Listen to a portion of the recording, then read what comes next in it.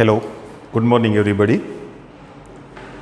આપણે દ્વિક ક્રિયા એના વિશેની વાતો ચાલતી હતી અને છેલ્લે આપણે એવું નક્કી કર્યું હતું કે દ્વિક ક્રિયાના ગુણધર્મો એની આપણે વાત કરવાની છે. જેમ સંબંધના ગુણધર્મોની વાત કરતા હતા એમ તો સૌથી પહેલો જે ગુણધર્મ છે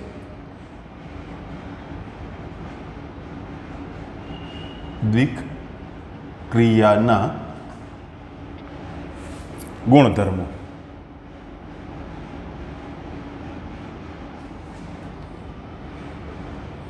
પહેલું, ક્રમનો નિયમ.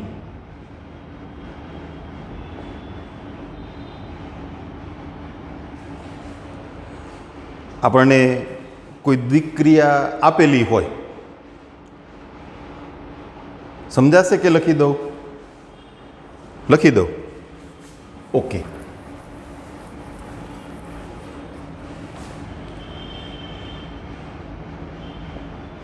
ધારો કે અરિક્ત ગણ એ પર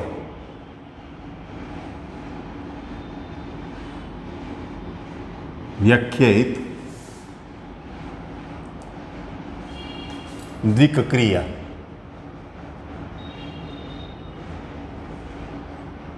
સ્ટાર એ ક્રોસ એ થી એ. હવે પહેલું,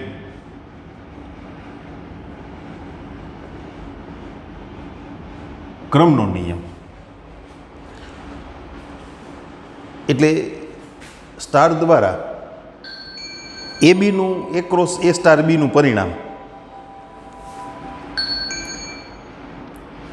એ બી સ્ટાર એ થાય for every A B belongs to A. A star B equal to B star A. તો આ દ્વિક્રિયા દ્વારા ક્રમના નિયમનું પાલન થાય છે. અથવા જ્યારે દ્વિક્રિયા દ્વારા ક્રમના નિયમનું પાલન થતું હોય ત્યારે આ સમક્રમી દ્વિક્રિયા છે એ સમક્રમી છે એવું કહેવાય. અને બીજો જે ગુણધર્મ છે એ છે જૂથનો નિયમ. For every ABC belongs to A. A star કાઉન્સમાં બી સ્ટાર સી બરાબર A star B star C. તો દ્વિક ક્રિયા દ્વારા સ્ટાર દ્વારા જૂથના નિયમનું પાલન થાય છે. આમ તો ટોટલ 4 ગુણધર્મો કરવાના છે, પણ આપણે એ 4ને ભેગા નથી કરવા, બેને અલગ અલગ સમજશું.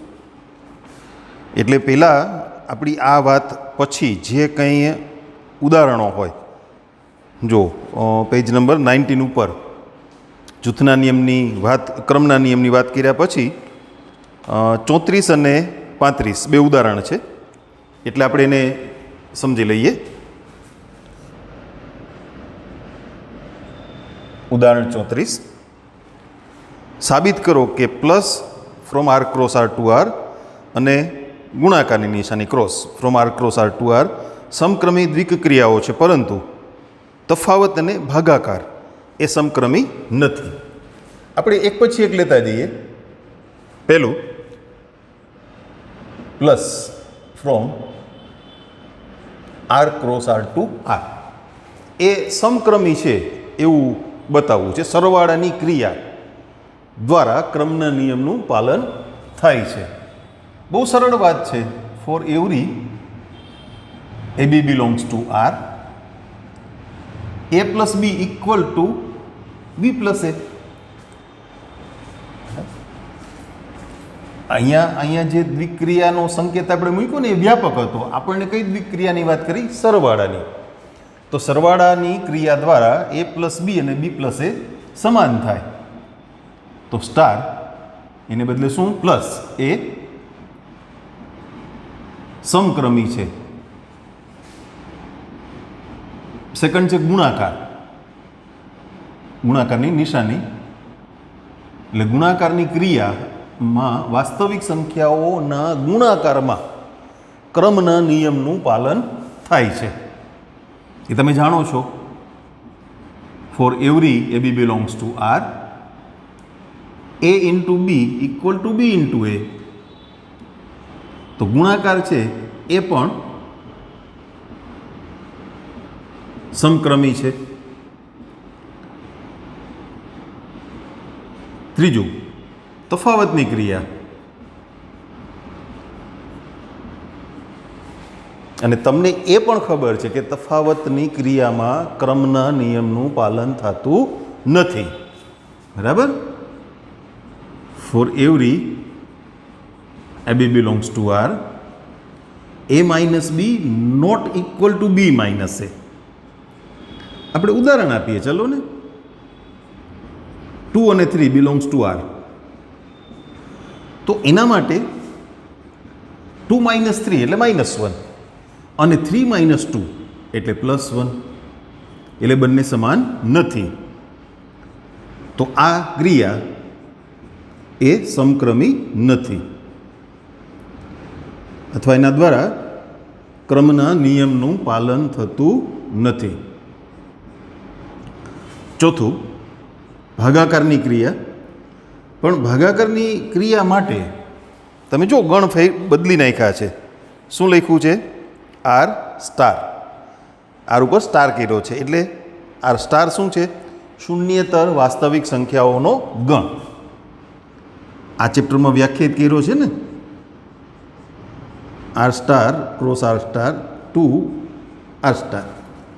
આપણે પાછું યાદી કરી લઈએ. ચલો ને. આર સ્ટાર એટલે શું? શૂન્યેતર વાસ્તવિક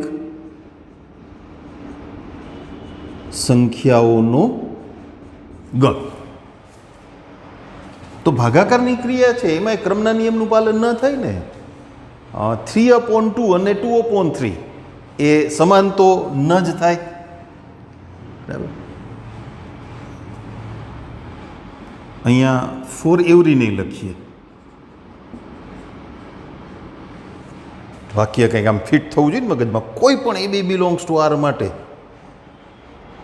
થાય? ન થાય. થાય ને. 0 - 0 તો ના થાય.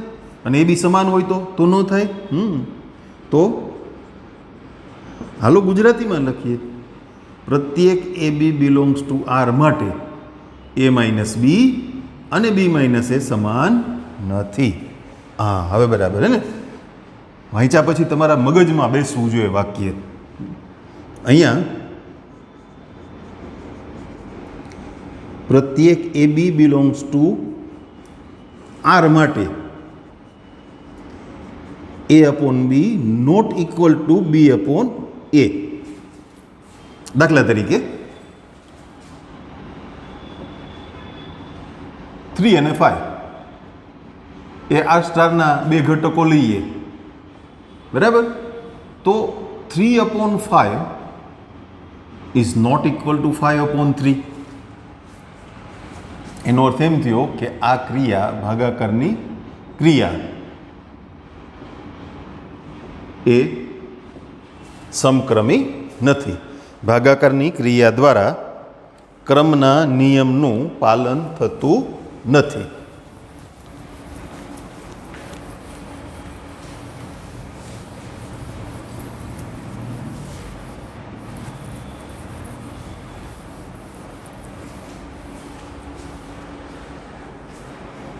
એના પછીનું ઉદાહરણ જોઈએ. 35મું ઉદાહરણ.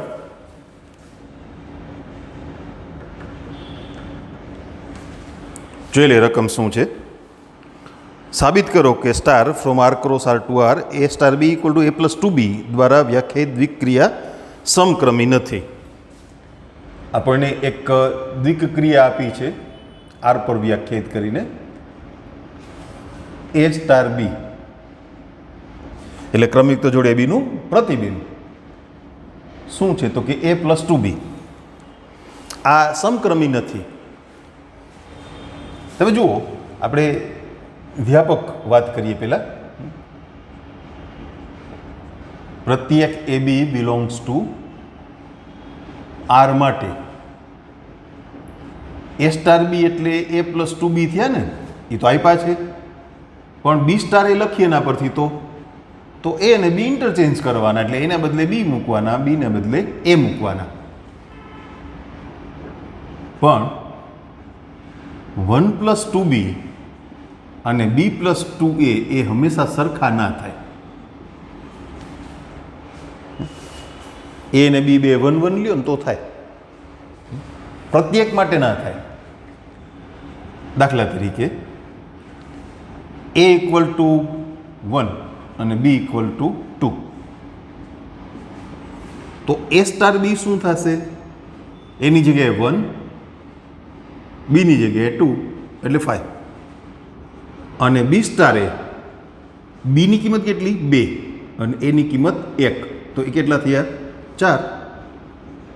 તો A star B not equal to B star A, માટે સ્ટાર એ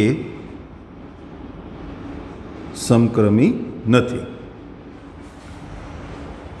થોડીક પ્રેક્ટિસના અંતે વિધેયની જેમ તમને વિધેયમાં હવે તમે માસ્ટર થઈ ગયા વિધેયમાં, ને એક અને વ્યાપ્તમાં તો માસ્ટર થઈ ગયા બધા, અને એકમાં તો ફૂલ માસ્ટરી ભાઈ. વ્યાપ્તમાં તો હજી કંઈક થોડીક ગડબડ થાય એવું લાગે. એના જેવું જ છે આ.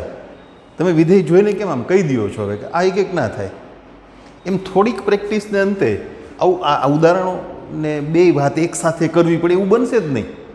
તમને ખ્યાલ આવી જ જશે કે આમાં ક્રમના નિયમનું પાલન ના થાય. એટલે પ્રતિ ઉદાહરણની રીત આપણે જે અહીં આપીએ છીએ ને રીત આ કે ભાઈ જુઓ દાખલા તરીકે આ તો એકમાં આપણે ન કરતા એવું કે ભાઈ આપેલા વિધેય દ્વારા એકનું પ્રતિબિંબ અને બેનું પ્રતિબિંબ સમાન છે, વિધેય એક નથી. એમ થોડો અંદાજ આવવા માંડે પછી તમે આવી ઉદાહરણની રીત રજૂ કરી દો ને, ત્યારે સમક્રમી ન હોય ત્યારે. સમક્રમી હોય તો ઉદાહરણ ના ચાલે. એ તો સીધી વાત છે ને, કોઈ ગુણધર્મનું પાલન થતું હોય ત્યારે ઉદાહરણ ના ચાલે, ત્યારે વ્યાપક વાત કરવી પડે. જૂથના નિયમની આપણે વાત કરી લીધી એટલે 36મું અને 37મું ઉદાહરણ એની પણ વાત સમજી લઈએ.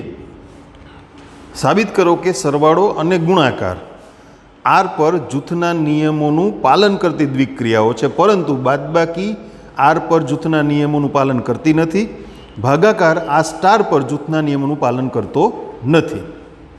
આપણને આની જેમ જ 4 પાર્ટ કરવાના છે. પહેલા સરવાળો આર ક્રોસ આર થી આર. તો અહીંયા જૂથના નિયમનું પાલન થાય છે એવું સાબિત કરવું છે આપણે. For every ABC belongs to R, A plus કાઉન્સમાં B plus C equal to, ખરેખર તો એ 3 સંખ્યાનો સરવાળો થયો ને, A plus B plus C. કોઈ પણ ક્રમમાં તમે સરવાળો કરો એ તો ઠીક છે, નિયમમાં આપણે એ બી અને સીનો ક્રમ જાળવવાનો છે, પણ કદાચ ને તમે એ અને સીનો સરવાળો પહેલાં કરી લો પછી બી ઉમેરો તોય કાંઈ ફેર પડતો નથી. કોઈ પણ ક્રમમાં તમે એ સરવાળો કરી શકો. તો આ દ્વિક્રિયા દ્વારા જૂથના નિયમનું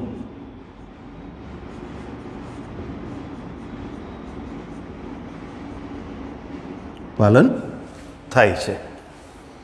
પછી વાત આવશે ગુણાકારની ક્રિયાની. એમાં એવું જ થાય ને, 3 સંખ્યાઓનો ગુણાકાર કરવાનો હોય તો કોઈ પણ 2 સંખ્યાનો ગુણાકાર કરીને પછી એને ત્રીજી સંખ્યા સાથે ગુણો.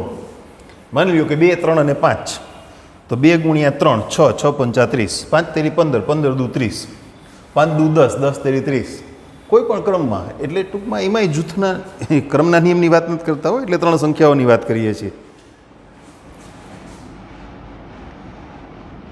સેકન્ડ,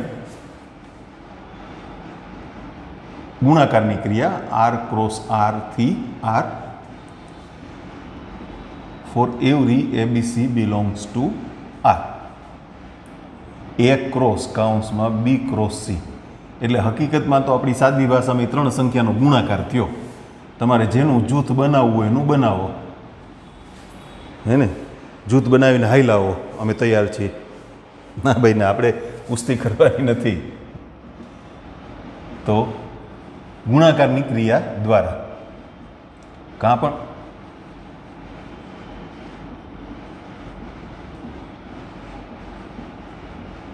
જૂથના નિયમનું પાલન થાય છે. હવે લઈશું બાદબાકીની ક્રિયા. પણ બાદબાકીની ક્રિયામાં છે ને જૂથના નિયમનું પાલન ના થાય. સમજીએ. પ્રત્યેક ABC બિલોંગ્સ ટુ R માટે A માઇનસ કાઉન્સમાં B માઇનસ C.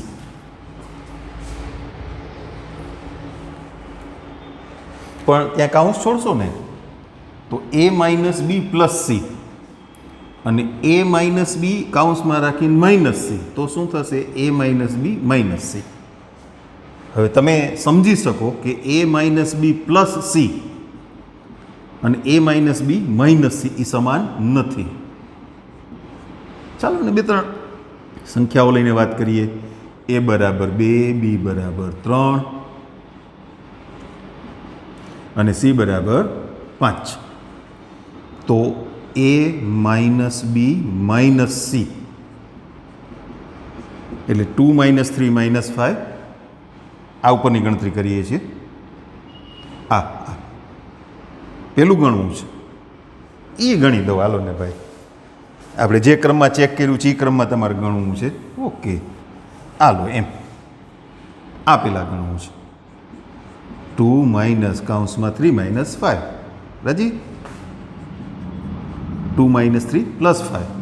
5 ને 2 7, 7માંથી 3 બાદ થયા 4. નીચેનું હવે ગણીએ. 2 માઇનસ 3 માઇનસ 5. 2 માઇનસ 3 એટલે -1 થયા ને. બાદબાકી કાઉન્સ છોડી નાખવો હોય તો વાંધો નથી, અને બાદબાકી કરી લ્યો. અહીંયા તમે પહેલાં બાદબાકી કરી લ્યો તોય વાંધો નથી. તમને એમ થાય કે અમે 3માંથી 5 બાદ કરી નાખીએ, જૂથ બનાવ્યું છે, તો એને પહેલાં ગણીએ. જવાબ કાંઈ નહીં ફરે. આમ થયું ને 2 માઇનસ માઇનસ 2 તો કેટલા થયા? 4. એમાં અહીંયા તમારે 2 માઇનસ 3 પહેલાં ગણી લેવા હોય. સંખ્યાઓ છે અમારે, આ જૂથ, આ ગ્રુપ છે, પહેલાં એને સોલ્વ કરવું છે. ઓલ રાઈટ, તમે સોલ્વ કરી શકો. પણ તો સાદુરૂપ કેટલું થશે? -6. બરાબર ને? એટલે ગુણાકાર તફાવતની ક્રિયા દ્વારા જૂથના નિયમનું પાલન થતું નથી.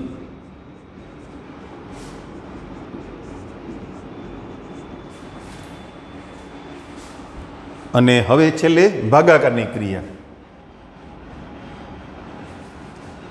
પણ એને R પર નહીં, R સ્ટાર પર વ્યાખ્યાયિત કરવી પડ્યો. R સ્ટાર એટલે ખબર પડી ગઈ ને હવે અત્યારે શું? શૂન્યેતર વાસ્તવિક સંખ્યાઓનો ગણ. તો પ્રત્યેક ABC belongs to R star માટે A ભાગ્યા B ભાગ્યા C, પેલા A અને B નો ભાગાકાર પછી C નો ભાગાકાર, એ સમાન ના થાય.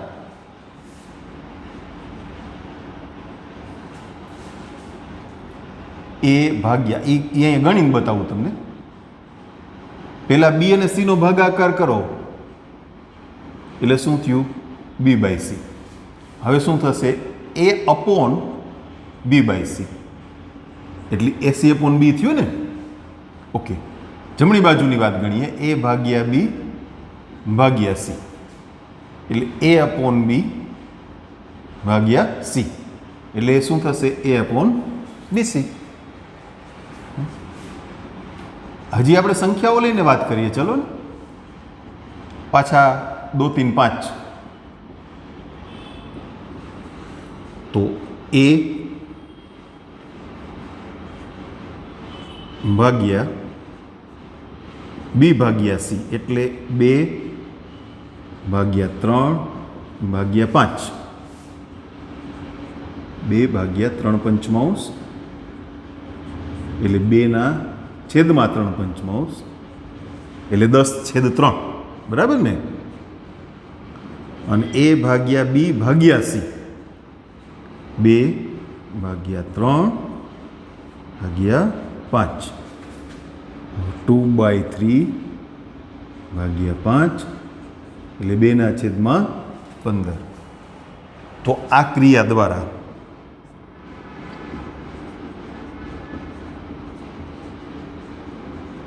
જૂથના નિયમનું પાલન થતું નથી. ચાલો, એ પતી ગયું. અચ્છા, હવે 38મું ઉદાહરણ પછી 39-40 આપણે વાત કરી હતી ને કે ટોટલ 4 ઘટકો છે, 4 ગુણધર્મો છે. આપણે પહેલાં 2 કરીએ છીએ અને સમજીએ પછી 2. ઇવન તમારી ટેક્સ્ટબુકના સ્વાધ્યાયમાં પણ એ રીતે ગોઠવણ છે. પહેલો જે દાખલો છે દ્વિક્રિયા છે કે કેમ, આપણે ગઈકાલે ચર્ચા કરી હતી એવા દાખલાઓ. પછી બીજો દાખલો છે તો એમાં ક્રમનો અને જૂથનો નિયમ. પછી ધીમે ધીમે બધું ચાલુ થાય છે. એટલે હવે આપણે સ્વાધ્યાય 1.4 એના દાખલાઓની વાત કરશું. ટૂંકમાં આ 2 ગુણધર્મોને બરાબર સમજી લઈએ, પછી બાકીના 2 એડ કરશું. એટલે પછી 4 ભેગા થાય ને તો વાંધો ના આવે.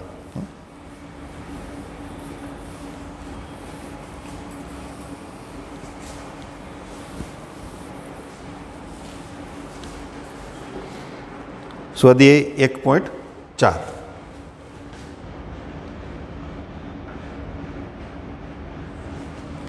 એમાં પહેલા દાખલામાં જે જુદી જુદી ક્રિયાઓ આપી છે નીચે પ્રમાણે વ્યાખ્યાયિત કરેલ પ્રત્યેક ક્રિયા સ્ટાર એ દ્વિક્રિયા છે કે નહીં તે નક્કી કરો. જે પ્રશ્નમાં સ્ટાર દ્વિક્રિયા ન હોય તેના માટે કારણ આપો.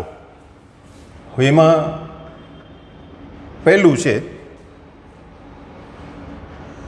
Z પ્લસ પર A star B equal to A minus B. આ રીતે દ્વિક્રિયા વ્યાખ્યાયિત કરી છે. પણ ઝેડ પ્લસ એટલે ખબર છે ને, ધન પૂર્ણાંકોનો ગણ, એટલે એન. ઝેડ પ્લસ એટલે બીજું કંઈ નહીં, એન. હવે એ ને બી સમાન હોય તો તફાવત કેટલો થાય? 0. 0 તો ઝેડમાં આવે નહીં. તો આ રીતે વ્યાખ્યાયિત કરેલ સ્ટાર એ દ્વિક્રિયા નથી. બરાબર ને? એ સ્ટાર બીનું જે મૂલ્ય મળે એ ક્યાં હોવું જોઈએ? પાછું ઝેડ પ્લસમાં. કારણ કે દ્વિક્રિયા છે એ ક્રોસ એ થી એનું વિધેય છે. બીજા શબ્દોમાં કહીએ તો પ્રત્યેક a belongs to capital A અને b belongs to capital A માટે એ સ્ટાર બી દ્વારા જે કંઈ મળે એ ક્યાં હોવું જોઈએ? ગણ એમાં. આ છે ને એ ને બી સમાન હશે ત્યારે ઝેડ પ્લસમાં નહીં આવે. એ ઇક્વલ ટુ બી માટે એ સ્ટાર બી બરાબર 0 અને એ ઝેડ પ્લસમાં નથી. તો સ્ટાર એ ઝેડ પ્લસ પરની દ્વિક્રિયા નથી. સેકન્ડ, અગેન ઝેડ પ્લસ પર A star B equal to A બી. બે ધન પૂર્ણાંકોનો ગુણાકાર હંમેશા ધન પૂર્ણાંક જ હોય. પ્રત્યેક A B belongs to Z plus માટે એ સ્ટાર બી બરાબર એ બી. આ એ ગુણ્યા બી છે ને એ પાછું ઝેડ પ્લસનો જ ઘટક થયો ને, તો સ્ટાર એ દ્વિક ક્રિયા છે. ઝેડ પ્લસ પરની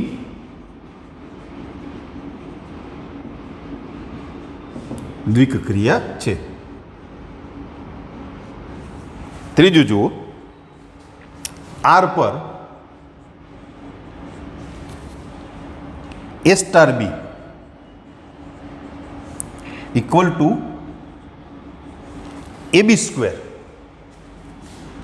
કોઈ પણ બે વાસ્તવિક સંખ્યાઓનો ગુણાકાર હંમેશા વાસ્તવિક જ થાય ને, સ્ક્વેર છે એટલે એમ ને, એ ગુણાકાર જ થયો ને. બી સ્ક્વેર એટલે બી ગુણ્યા બી. બી વાસ્તવિક સંખ્યા હોય તો બી ગુણ્યા બી વાસ્તવિક થાય, એટલે બી સ્ક્વેર વાસ્તવિક થઈ ગયા. હવેનો એ સાથે ગુણાકાર તો એ પણ વાસ્તવિક જ થાય, બરાબર ને. પ્રત્યેક A B belongs to R માટે એ star B equal to A B square belongs to R.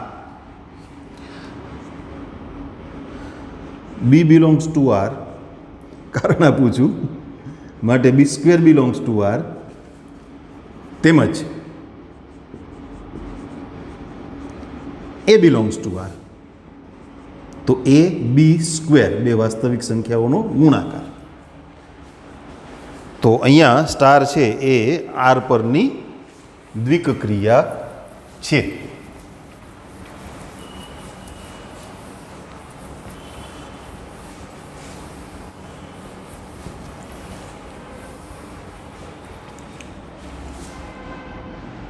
તેથી સ્ટાર એ આર પરની દ્વિક ક્રિયા છે. એના પછીની વાત લઈએ, ચોથું, ઝેડ પ્લસ પર એ સ્ટાર બી બરાબર માનાંક એ માઇનસ બી. આ તો હામે જ આવી ગયું, બસ ત્યાં જ પ્રશ્ન આવશે. એ ને બી સમાન હશે ને તો 0 થઈ ગયો જવાબ, 0નું માન 0 જ થાય, બરાબર. જોકે અહીંયા કોઈ પણ બે ધન પૂર્ણાંકોનો તફાવત હંમેશા ધન પૂર્ણાંક ના આવે. તમે એવી રજૂઆત પણ કરી શકો, તમે એવું કહી શકો એ બરાબર 1 લ્યો અને બી બરાબર 2 લ્યો, તો 1 - 2 એટલે -1, તો એ ઝેડ પ્લસમાં નથી. પણ અહીંયા માનાંક લીધો ને તો વાંધો કોને આવશે? સમાન સંખ્યાને. એટલે આપણે બેયનો જવાબ કોમન રહે એવો પ્રયત્ન કર્યો. આ આખો જવાબ એ અહીંયા ચાલે એવું છે, માત્ર માન મૂકવું પડે. એ બી બિલોંગ્સ ટુ, ઓહ, પ્રત્યેક માટે કરવાનું છે. ના, પ્રત્યેક માટે નથી. એ બરાબર B, A B belongs to Z plus માટે એ સ્ટાર બી બરાબર માનાંક એ માઇનસ બી બરાબર 0. એ અને બી સમાન લીધા હો, એટલે તો એ ઝેડ પ્લસમાં નથી. તો અહીંયા સ્ટાર એ ઝેડ પ્લસ પરની દ્વિક ક્રિયા નથી. મેં તમને અહીંયા વાત કરીએ, તમે સમજ્યા? એ બરાબર બી માટે તો નથી જ, પણ કોઈ પણ બે અસમાન ધન પૂર્ણાંકો લ્યો ને, એ અને બીની કિંમત કેવી? અસમાન ધન પૂર્ણાંકો. ઝેડ પ્લસમાં એટલે ધન પૂર્ણાંક જ લેવા પડે, તો એનો તફાવત હંમેશા ધન રહેશે એવું નહીં બને. બી મોટા હશે તો તફાવત ઋણ થઈ જશે ને, એટલે જવાબ રૂપે મળતી કિંમત ઝેડ પ્લસમાં નહીં આવે. ઉદાહરણની વાત હોય ત્યારે તમે ગમે તે એક ઉદાહરણ આપી દો તો ચાલે. આપણે સમજવા માટે ચર્ચા કરીએ છીએ કે આવું બને, પણ એ બધું લખવાનું જરૂરી નથી, બરાબર? ઓકે, હજી છે એક પાંચમું. ઝેડ પ્લસ પર A star B equal to એ, આ રીતે વ્યાખ્યાયિત છે. એટલે ક્રમયુક્ત જોડ એ બીનું પ્રતિબિંબ શું એ, પણ એ પોતે ઝેડ પ્લસમાં છે હે ને. For every A B belongs to Z plus A star B equal to A, તો એ પોતે જ ઝેડ પ્લસમાં હતો એટલે જવાબ ઝેડ પ્લસમાં જ આવ્યો ને. તો સ્ટાર એ ઝેડ પ્લસ પરની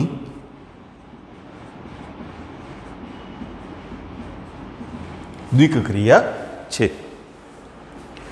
દ્વિકક્રિયા છે કે કેમ એને લગતા આપણે 3-4 ઉદાહરણ પણ કર્યા છે.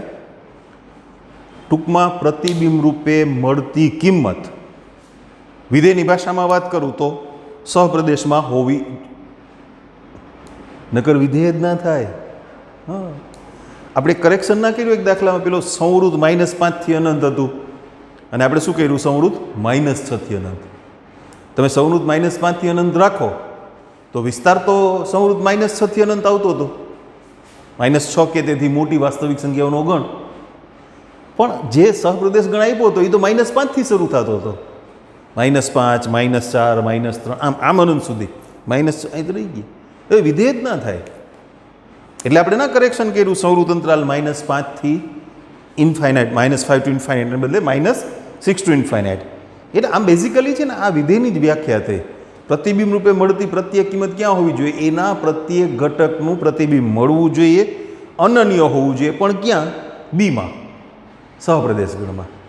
એટલે અહીંયા પ્રતિબિંબ રૂપે ક્રિયા દ્વારા મળતો ઘટક ક્યાં હોવો જોઈએ, તો કે ભાઈ ઝેડ પ્લસ પર વ્યાખ્યાયિત છે તો એનો સહપ્રદેશ ગણ, વિધેયની ભાષામાં સહપ્રદેશ ગણ ઝેડ પ્લસ થયો, તો જવાબ રૂપે મળતી કિંમત ઝેડ પ્લસમાં આવવી જોઈએ. અથવા આર પર વ્યાખ્યાયિત વિક્રિયા હોય તો જવાબ રૂપે મળતી સંખ્યા એ આરમાં હોવી જોઈએ. થઈ ગયું ઇઝી? ઓકે, ચાલો નેક્સ્ટ લેક્ચરમાં આગળ ચર્ચા કરશું.